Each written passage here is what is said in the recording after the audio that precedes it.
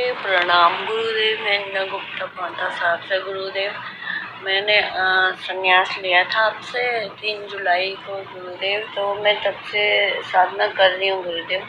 पर आप अपने सन्यासियों पर किस प्रकार नज़र रखते हैं और हम सन्यासी क्या कर रहे हैं, तो इसके विषय में गुरुदेव आप मार्गदर्शन करें ताकि हमें पता चले कि हम सही चल रहे हैं या गलत चल रहे हैं गुरुदेव।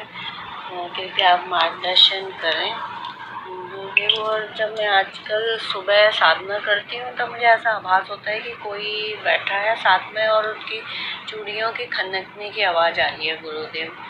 थोड़ा होता है पर क्या है गुरुदेव, कुछ समझ नहीं आता। बाकी 1.5-2 घंटे में ही साधना सही से चलती है गुरुदेव। कृपया मार्गदर्शन करें गुरुदेव। कोटि कोटि प्रणाम गुरुदेव। प्रणाम आपको। गुरु अपने साधकों पर, अपने सन्यासियों पर कैसे निगाह रखता है और साधना करते वक्त चूड़ियों की आवाज आती है या कुछ और पैरानॉर्मल एक्टिविटी होती है, ये 2 प्रश्नों के उत्तर इस वीडियो में मैं दे रहा हूँ। पहला, गुरु कैसे अपने साधकों के ऊपर निगाह रखता है, कैसे गुरु देखता है उनको।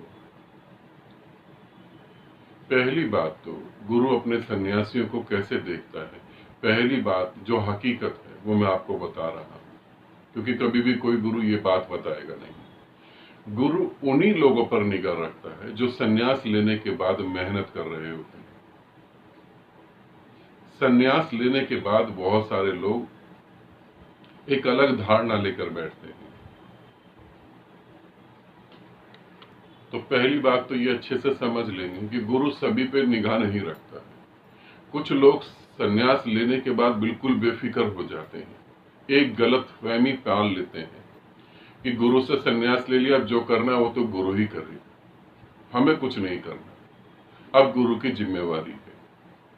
ये ऐसी दकियानूसी और बेकार बात है। कुछ गुरुओं ने ऐसा झूठ फैला दिया कि गुरु करेगा तब होगा, मगर गुरु जब करेगा तब तुम्हें एक हाइट पे आना होगा, तब करेगा वो। तो गुरु सभी सन्यासियों पर ध्यान नहीं देता। गुरु उन लोगों पे निगाह रखता है जो कंटिन्यू मेहनत कर रहे हैं और आगे बढ़ रहे हैं, और आगे बढ़ते बढ़ते एक ऊंचाई पर आ गए। जब ऊंचाई पर आ जाते हैं तब गुरु उनका इम्तिहान लेता है, उनके टेस्ट लेता है।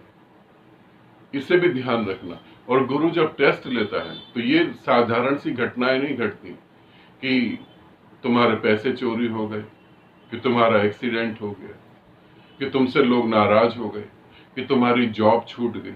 ये गुरु टेस्ट ले रहा है। गुरु ऐसे टेस्ट कभी नहीं लेता। ये तुम्हारी कुछ कामों के कारण,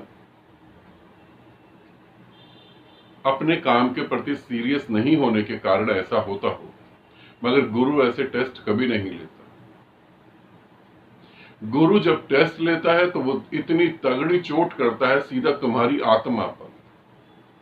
वो सीधा तुम्हारी आत्मा पे चोट करता है, और जब वो आत्मा पे चोट करता है तो आत्मा तो परम शून्य है। उस परम शून्य पे चोट करेंगे तो वो क्या रिप्लाई करेगा, थोड़ा सा बताओ, दिमाग पे जोर दो। अगर मैं किसी परम शून्य पे कुछ चोट करता हूं तो परम शून्य क्या रिप्लाई करेगा। मैंने हवा में खींच के पत्थर मार दिया, हवा मुझे क्या रिप्लाई करेगी। थोड़ा मुश्किल लग रहा है। मैंने एक खाली कुएं में बाल्टी फेंक दी और उस कुएं से बाल्टी नीचे गई, और रस्सी खींच के मैंने बाल्टी को बाहर निकाला, तो उस कुएं से पानी कितना निकलेगा, उस बाल्टी में कितना पानी होगा। कुआं सूखा ही हुआ है, बिल्कुल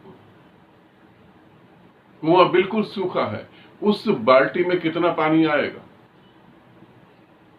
आप कहोगे पानी आएगा ही नहीं, कुआं सूखा हुआ है, आत्मा शून्य है। जब गुरु उस पर चोट करेगा तो आत्मा कोई रिप्लाई नहीं दे पाएगी। और जब साधक एक ऊंचाई पर पहुंचता है, उसे लगता है कि मैं पहुंच गया,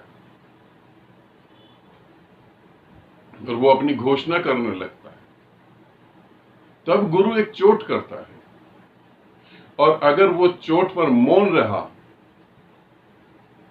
तो सच में उसकी साधना अच्छी हो रही है। अगर वो चोट पे रिप्लाई करता है शब्दों में, कर्मों में, तो वो कहीं नहीं पहुंचा। उसके मन ने उसको धोखा दे दिया, बस कुछ भी नहीं घटा। फिर उसको गुरु कैसे निगाह रखता है? गुरु इस तरीके से निगाह रखता है। और जहां मैं बैठा हूं, मैं तो बहुत ही खतरनाक चोट करता हूं। मैंने कुछ साधकों पे चोट करी, वो ऊंचाई पे थे, वो ऊंचाई पे थे और उन्होंने मुझे बताया कि गुरुदेव आप गलत हैं। कुआं अगर खाली होता तो बाल्टी में पानी आता कहां से? उन्होंने बताया गुरुदेव आप गलत हैं। उन्होंने बताया कि हमारे खिलाफ षड्यंत्र रचा जा रहा है। और कुछ साधक सन्यासी जिन पे मैंने चोट करी, मैंने अमित पे चोट करी,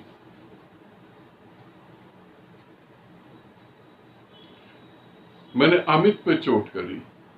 और अमित को बाद में एक वीडियो में मैंने बोला भी कि मैंने इससे जो है चोट करी थी उसको, उसका इम्तिहान लिया था। उसने कहा गुरुदेव कब लिया था मुझे तो पता ही नहीं लगा। अब अगर अमित पे चोट करी और अमित को पता लगता, पता तो जब ही लगता ना जब अमित होता, वो तो था ही नहीं वहां पर, फिर चोट का पता कहां लगेगा?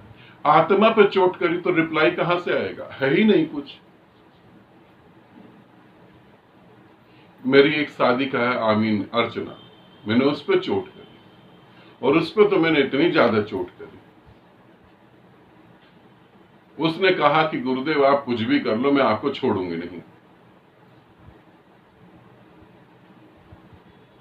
एक मेरे और सन्यासी हैं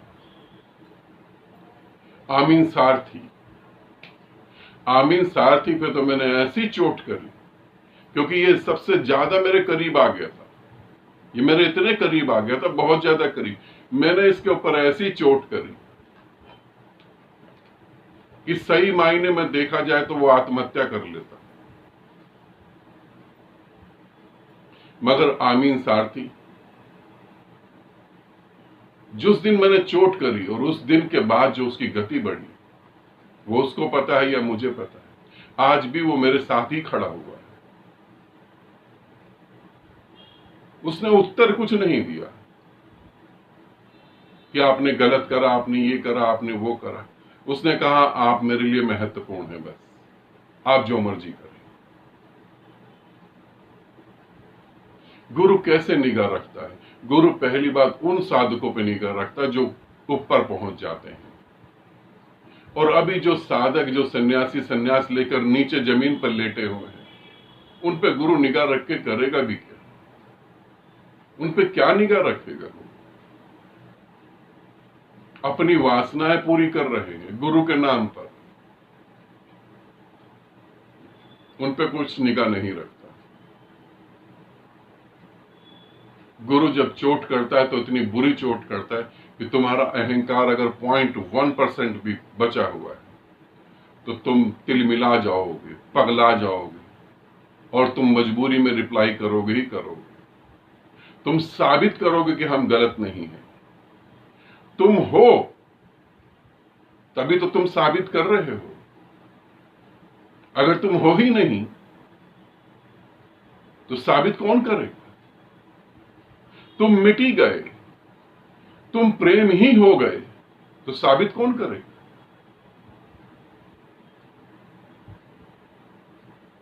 और यह सौभाग्य समझना चाहिए कि गुरु चोट कर रहा है।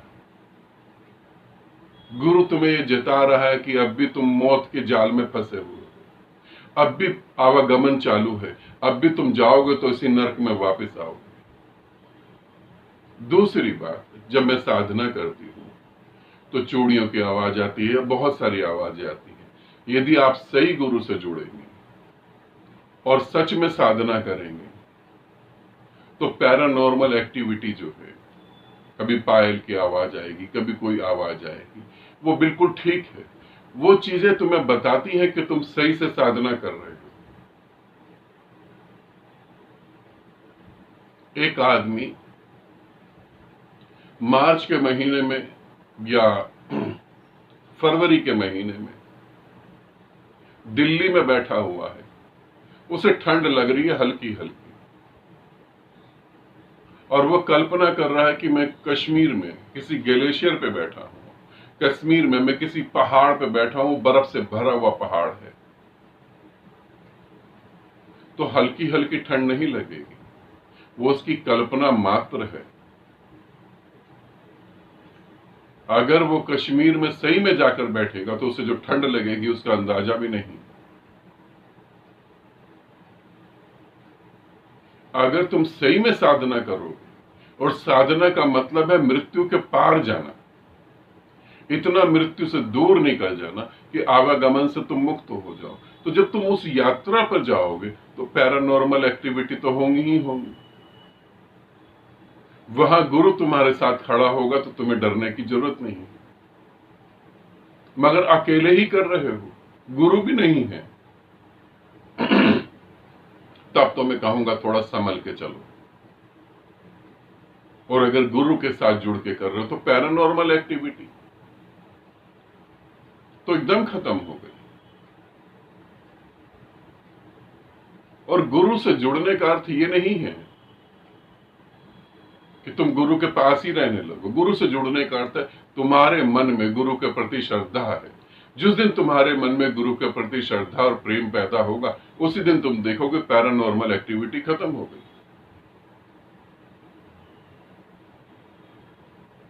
पैरानॉर्मल एक्टिविटी हो भी तो भी डर नहीं लगेगा, अब तुम उससे पार जा रहे हो।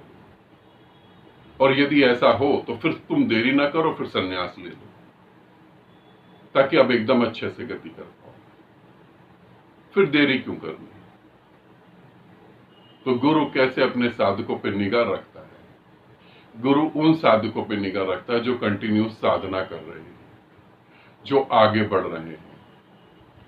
उन पर निगाह रखता है जिनको एक तरीके का घमंड पैदा हो गया। ये नहीं सोचना संसार का ही घमंड होता है, अध्यात्म का घमंड होता है।